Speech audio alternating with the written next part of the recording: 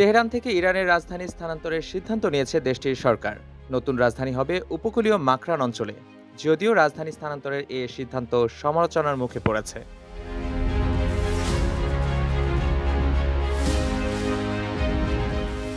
7 জানুয়ারি Iran সরকারের মুখপাত্র ফাতেমেহ Mohajerani এক সংবাদ সম্মেলনে বলেন, জনসংখ্যা ও পানি বিদ্যুতের চাপ বেড়ে যাওয়ায় এমন সিদ্ধান্ত নেওয়া হয়েছে। মাকরানে রাজধানীর স্থানান্তর করা হলে ইরান অর্থনৈতিক ও বাণিজ্যিক দিয়ে লাভবান হবে বলে জানান ইরানের মুখপাত্র। এরই মধ্যে স্থানান্তরের কাজ চালু হয়েছে বলেও জানান তিনি।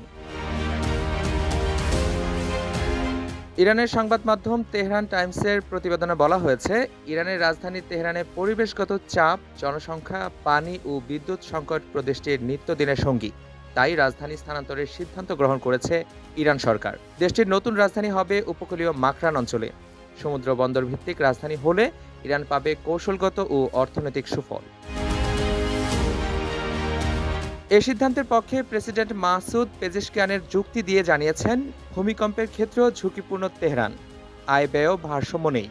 পারস্য উপসাগরের কাছে রাজধানী স্থানান্তরের বিষয়ে এরই মধ্যে কাজ শুরু করেছেন তিনি।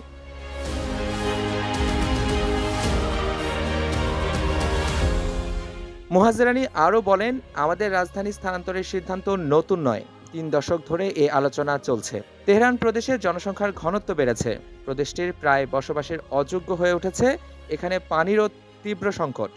এসব কারণেই আমরা রাজধানী স্থানান্তরের সিদ্ধান্ত গ্রহণ করেছি।